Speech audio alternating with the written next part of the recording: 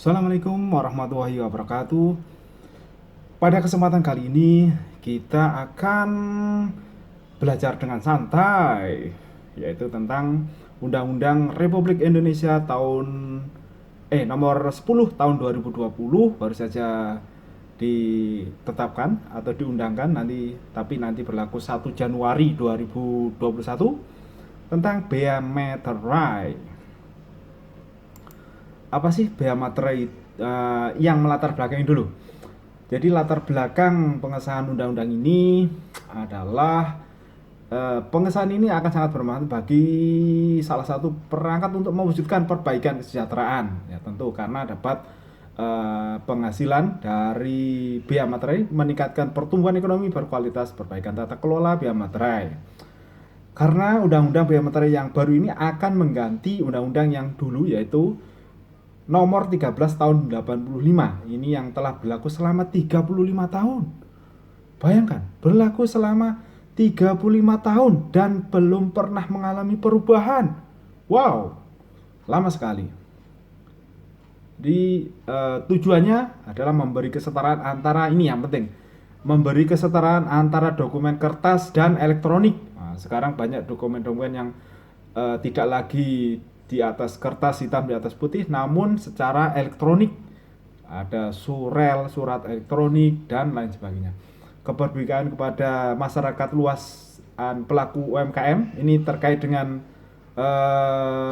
tarifnya, karena akan menjadi lebih dari 5 juta yang kena. Meningkatkan kesadaran dan efektivitas melalui tarif tunggal. Nah, ini enggak lagi dua, yang 3.000 sama 6.000 itu. Selanjutnya adalah pengertian dokumen. Nah, pengertian dokumen adalah salah satu yang dokumen adalah suatu yang ditulis atau tulisan dalam bentuk tulisan tangan, cetakan, atau elektronik yang dapat dipakai sebagai alat bukti atau keterangan. Alat bukti atau keterangan ya. Nah, objek bea materai.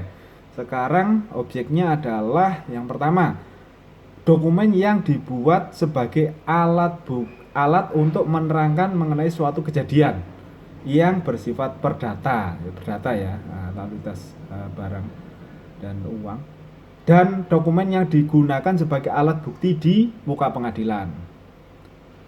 Nah, objek bea materai ini objeknya adalah satu, surat perjanjian, surat keterangan, pernyataan, atau lainnya sejenis. Yang kedua adalah akta notaris beserta grosi, perjanjian pengakuan utang ya, salinan dan kutipan, akta pejabat PPAT bersama lampirannya, kutipannya, salinannya, surat berharga dan nama dalam bentuk apapun, dokumen transaksi surat berharga termasuk dokumen transaksi kontrak dan nama dan bentuk apapun. Kemudian dokumen lelang yang berupa kutipan risalah lelang. Nah, itu yang termasuk dalam objek bea materai. Nah, objek bea materai kalau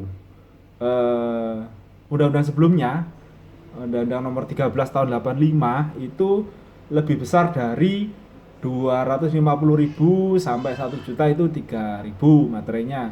Di atas 1 juta 6.000 materinya. Nah, sekarang ini adalah tarif tunggal, yaitu apabila jumlah nominal transaksinya adalah di atas 5 juta. Jadi menyebutkan penerimaan uang ini nominal lebih dari 5 juta, yang satu menyebut penerimaan uang, dua berisi pengakuan bahwa utang seluruhnya atau sebagainya telah dilunasi atau diperhitungkan. Jadi seperti ini ya, kwitansi gitulah. Ini non objek bea materai, surat penyimpanan barang, konosemen itu alat angkut ini ya, konosemen kita lihat, konosemen. Nah ini, konosemen adalah daftar muatan kapal atau sebuah dokumen yang menentukan syarat-syarat kontrak atau pengirim dan maskapai pelayaran. Surat angkut penumpang dan barang, bukti untuk pengiriman dan penerimaan barang, surat pengiriman barang dijual atas tanggungan, surat lain yang dapat dipersamakan dengan surat sebagaimana dimaksud angka 1 sampai dengan 5, jadi yang dipersamakan. Ini yang dokumen terkait dengan lalu lintas orang dan barang tadi ya, terkait dengan lalu lintas orang dan barang. Yang selanjutnya adalah segala bentuk ijazah SD, SMP, SMA dan sebagainya. Tanda terima pembayaran gaji, uang tunggu pensiun, uang tunjangan, stroke itu ya, kayak apa, lampiran A2 atau A1, tanda pembayaran gaji itu tidak perlu. Tanda bukti penerimaan uang negara dari kas ke kas atau kas pemerintah daerah, bank dan lain-lain, ini juga bukan objek bea materai. Non objek bea materai. Bea materai tidak dikenakan atas dokumen berupa 1. Kwitansi untuk semua jenis pajak dan untuk penerimaan lainnya yang dapat dipersamakan dengan itu yang berasal dari kas negara, kas pemerintah, bank dan lembaga lainnya. Tanda penerimaan uang yang dibuat untuk keperluan internal organisasi, internal ya, surat gadai dari pegadaian, dokumen yang menyebutkan simpanan uang atau surat barang pembayaran uang simpan kepada penyimpan oleh bank, koperasi, badan lain yang menyediakan penyimpanan uang, itu tidak kustodian juga. Tanda pembagian keuntungan, bunga, imbalan dengan nama dan bentuk apapun, termasuk dividen ya, dan pembagian keuntungan. Dokumen yang diterbitkan atau dihasilkan oleh Bank Indonesia dalam rangka pelaksanaan kebijakan moneter. Tarif bea materai, tarifnya sekarang sesuai dengan undang-undang baru itu adalah tarif tunggal 10.000, berlaku mulai 1 Januari 2021. Nah, saat terutang bea materai. Saat bea materai terutang pada saat dokumen dibubuhi untuk tanda tangan. Ini seperti surat perjanjian beserta rangkapnya, akte pejabat grusi salinan dan kutipan, akte pejabat pembuat PPATK, dokumen selesai dibuat. Ini dibubuhi, ini selesai dibuat, yaitu surat berharga dalam nama dan bentuk apapun, dokumen transaksi, surat berharga termasuk dokumen transaksi kontrak berjangka dan bentuk apapun dokumen transaksi. Ini ya. Ini kayak kwitansi gitu ya. Saat terutang bea materai, dokumen diserahkan kepada pihak untuk siapa dokumen tersebut dibuat. Surat keterangan atau pernyataan atau surat lainnya yang sejenis beserta rangkapnya, dokumen lelang, surat pernyataan, surat yang menyatakan jumlah uang, ada nominal uang. Kemudian dokumen diajukan ke pengadilan untuk dokumen yang digunakan sebagai alat bukti di muka pengadilan. Dokumen digunakan di Indonesia untuk dokumen perdata yang dibuat di luar negeri. Jadi saat terutangnya ini, manakala dokumen yang dibuat di luar negeri itu dibuat di luar negeri digunakan di dalam Indonesia, di dalam negara Indonesia. Pihak yang terutang, siapa sih yang terutang? Dokumen yang dibuat sepihak oleh materai terutang oleh pihak yang menerima dokumen. Jadi dokumen, saya ulangi lagi, dokumen yang dibuat sepihak, bea materai terutang oleh pihak yang menerima dokumen, pihak yang menerima dokumen. Seperti kwitansi gitulah ya. Dokumen yang dibuat dua pihak atau lebih, bea materai terutang oleh masing-masing pihak atas dokumen yang diterimanya. Jadi dokumen yang dibuat oleh dua pihak atau lebih, bea materainya terutang masing-masing. Tapi kalau dokumen yang dibuat sepihak, bea materai terutang pihak yang menerima dokumen. Pihak yang menerima dokumen. Pengecualian, dokumen surat berharga sebagaimana dimaksud pasal 3 huruf D, bea materai terutang oleh pihak yang menerbitkan surat berharga.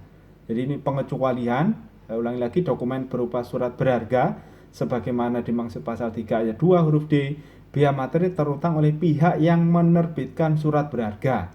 Nah, kayak cek gitu ya. Jadi yang pihak yang menerbitkan surat berharga di banknya. Pihak pemungut. Nah, pemungut bea materai yang terutang atas dokumen sebagaimana dimaksud dengan pasal 3 ayat 2 dapat dilakukan pemungutan bea materai. Kewajiban pemungutan bea materai, memungut bea materai yang terutang atas dokumen tertentu dari pihak yang terutang. Kemudian menyetor bea materai ke kas negara, melaporkan penghutang dan penyetoran biaya materai ke kantor DJP. Ini kayak materai teraan gitu ya. Jadi dia menyetorkan biaya materai ke kas negara.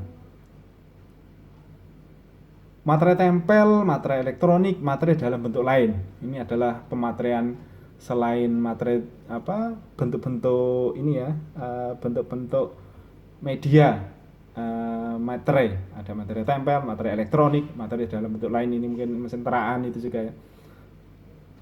Jadi materai tempel. Nah, materai tempel ini ciri-ciri secara umum ada 3, yaitu gambar lambang negara Garuda Pancasila. Ini ada Garuda Pancasilanya, Garuda Pancasilanya, kemudian ada frasa atau kata materai tempel. Nah, kemudian angka yang menunjukkan nilai nominal, yaitu 10.000. Kemudian materai elektronik merupakan materai yang memiliki kode unik keterangan tertentu yang diatur dengan PMK ya, peraturan menteri. Materai dalam bentuk lain, ini merupakan materai yang dibuat dengan menggunakan mesin teraan, Pente Bowes, Neo Hustler itu ya, biasanya di bank-bank yang seharinya mungkin bisa menerbitkan atau membubuhkan ratusan. Kalau pakai materai tempel mungkin air liurnya habis, nanti kalau untuk menempel maka menggunakan mesin teraan. Mesin teraan itu biasanya ada yang Neopos, Pente Bowes, apalagi ya, Neopos, sistem komputerisasi, teknologi percetakan, dan sistem teknologi lainnya. Nah, pematerian kemudian itu biasanya dulu saya pernah itu karena rembes untuk waktu itu untuk dapat ini askes, karena waktu itu di rumah sakit umum dokumen-dokumennya itu belum bermaterai, karena untuk dirembes di askes atau BPJS waktu itu askes itu dokumen-dokumennya dari rumah sakit itu dilakukan pematerian kemudian di kantor pos waktu itu. Dokumen yang biaya materinya tidak atau kurang dibayar. Kemudian dokumen yang digunakan sebagai alat bukti pengadilan. Jadi ini ada 2 dilakukan pematerian kemudian itu adalah tidak atau kurang dibayar, barangkali 3.000, harusnya 6.000 terus 3.000 gitu ya. Dikasih 3.000 jadi kurang bayar. Kemudian dokumen yang digunakan alat bukti di muka pengadilan. Jadi sebagai alat bukti, maka lalu lintas hukum harus dilakukan pematerian. Ini fasilitas pembebasan dan pengenaan biaya materai. Ini biaya materai terutang diberikan fasilitas pembebasan dari pengenaan biaya materai baik untuk sementara atau maupun selamanya. Ini dokumen yang menyatakan pengalihan hak atas tanah dan bangunan. Terus dokumen yang menyatakan pengalihan hak atas tanah dan bangunan yang digunakan untuk melaksanakan kegiatan bersifat keagamaan, bersifat komersial. Tadi yang kondisi sosial bencana alam ditetapkan sebagai bencana alam. Dokumen dalam rangka mendorong untuk melaksanakan program pemerintah di bidang moneter jasa keuangan. Dokumen yang terkait pelaksanaan perjanjian internasional, undang-undang di bidang perjanjian internasional atau berdasarkan asas timbal balik dengan kedua negara gitu ya, bilateral, itu fasilitas pembebasan bisa dilakukan bebas dari pengenaan biaya materai. Sanksinya adalah pemungutan biaya materai yang tidak atau kurang dipungut, tidak atau kurang distor, ditambah sanksi administratif berupa 100% dari biaya materai yang tidak atau kurang dipungut. 100% ya, mungkin ditambah 10.000 lagi gitulah ya. Biaya materai yang wajib dibayar melalui pematerian kemudian adalah 100% dari biaya materai yang terutang. 100%. Ketentuan pidana ini dipidana penjara 7 tahun atau paling banyak denda maksimal ya, pidana denda paling banyak 500 juta. Oh, banyak sekali, 5,5 miliar, 500 juta. Ini pidana tadi. Ketentuan peralihan saat undang ini berlaku, dokumen ini tidak atau kurang dibayar dapat ini sebelum biaya materai yang berlaku yang 13 itu ya. Nah, itu sudah selesai. Terima kasih atas perhatiannya. Sampai jumpa lagi. Assalamualaikum warahmatullahi wabarakatuh.